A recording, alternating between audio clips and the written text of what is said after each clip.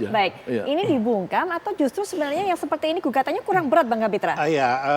Saya ingin jelaskan bahwa Rocky itu menyerang personal, attack to personal, bukan lembaga.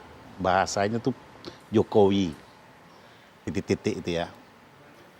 Berarti yang diserangnya pribadi, privat jatuhnya ya.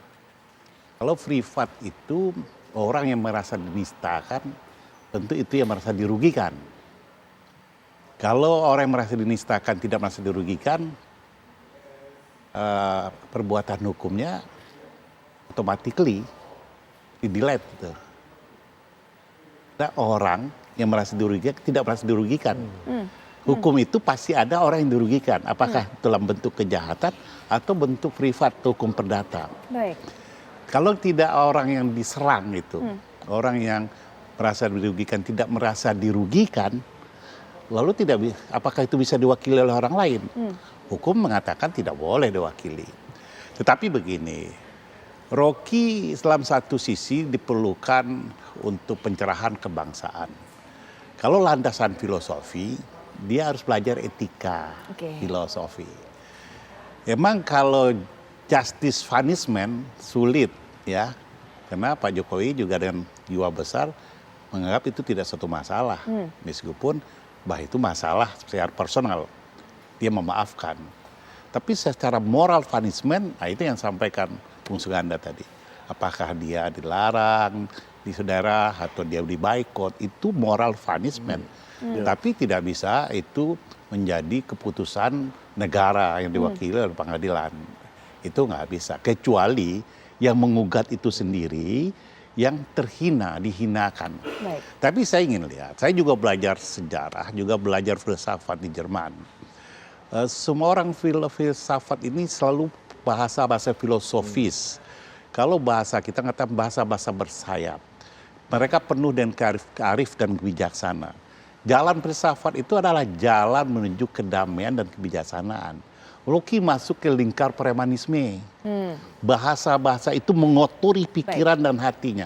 Ini yang bahaya bagi Rocky. Sementara satu sisi diperlukan untuk memberikan aflufung penyegaran kepada bangsa, tapi dia kotori sendiri penyegaran itu dengan mulut-mulutnya yang kotor. Itu yang bahaya. Kita tahan sampai di situ. Premanisme ini saya garis bawahi yang dikatakan oleh Bang Kapitra. Nanti Bang Syaganda juga bisa berikan pandangan, Mas Heri juga mengenai proses persidangan yang hari ini tertunda. Tapi kita akan lanjutkan perbincangan kami setelah jeda berikut ini. Kami segera kembali.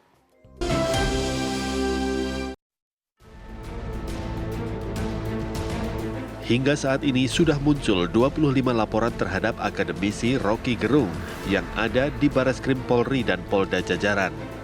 Dari 25 laporan tersebut, ada yang melapor di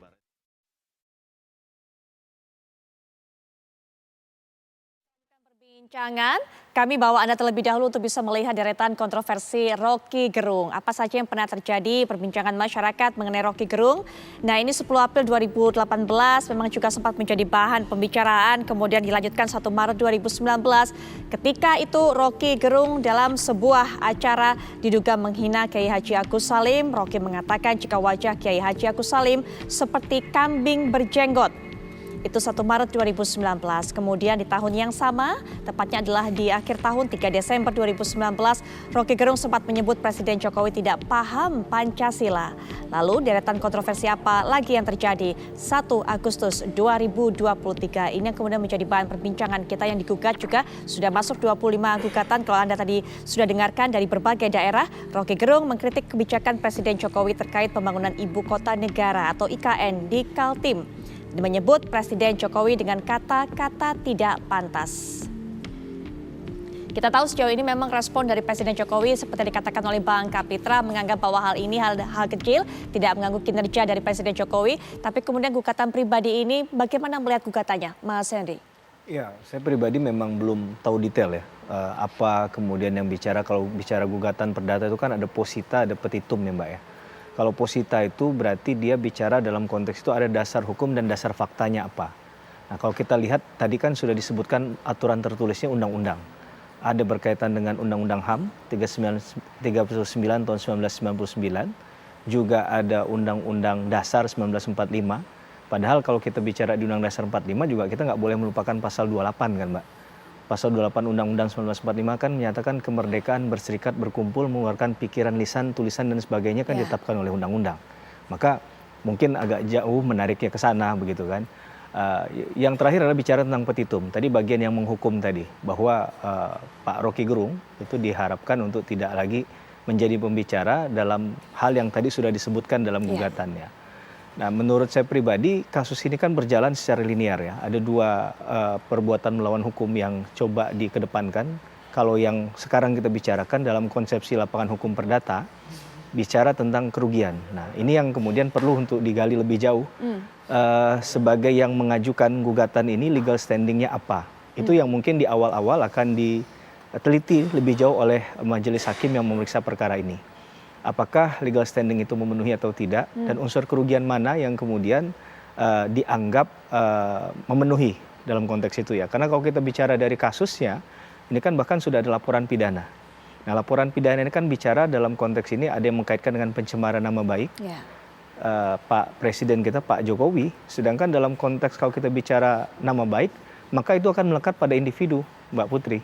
Bukan melekat pada orang lain. Karena kalau dirugikan secara nama baik, pencemaran nama baik, maka itu melekat langsung kepada si individu yang bersangkutan. Betul. Bahkan tadi benar saya mengaminkan apa yang disampaikan oleh Bang Kapitra, Bang saya, dia katakan bahwa ini tidak bisa untuk kemudian diwakilkan kepada yang lain, khusus untuk pidana. Nah, dalam hal keperdataan pun kan yang jadi pertanyaan tadi legal standingnya apa, begitu ya. Kalau mencoba untuk menghukum orang karena pembicaraan, ini kasus pidana juga sedang running, ya. Belum ada keputusan apapun karena belum naik sidik juga belum. Karena ada proses pidana kan kita ketahui bersama ada minimum dua alat bukti yang harus dipenuhi terlebih dahulu. Betul. Nah, dalam beberapa kasus misal di luar dari keperdataan juga, kasus pidana itu seseorang bisa saja dianggap tidak melakukan pencemaran nama baik misalnya. Ini saya tidak bermaksud membela dari cara pikirnya Pak Rocky Gerung ya. Tapi ada hal yang misalnya dianggap orang itu tidak dipidana dalam kasus pidana untuk pencemaran nama baik karena ada pertimbangan hukum hakim bahwa orang yang bersangkutan ini yang dianggap melakukan tindak pidana tadi itu tidak ada hubungan kaitan secara pribadi. Jadi tidak mengenal secara pribadi orang yang dia bicarakan. Yang kedua bentuknya adalah protes murni. Nah, yang ketiga kita akan melihat kapasitasnya dia dalam menyampaikan ini apa. Nah, itu dalam konsepsi pidana. Dalam konsepsi perdata tadi sudah saya jelaskan bicara tentang adanya kerugian begitu ya. Kita harus melihat dari posita dan petitum. Sayangnya saya belum baca utuh begitu ya apa posita petitum yang diajukan begitu. Kita ini harus bisa membedakan dengan tegas antara mengkoreksi dan memaki. Ini Rocky memaki. Rocky bukan koreksi ya Bang ya? Ya, bukan. Banyak sekali koreksi-koreksi Rocky disetujui oleh banyak orang. Tapi kalau ini Rocky lost control. Ya. Rocky tidak menunjukkan lagi dia sebagai seorang pemikir, intelektual, ya, atau cendekiawan. Tapi dia lebih mengikuti emosi dia sebagai orang yang tidak berpendidikan, tanda kutip.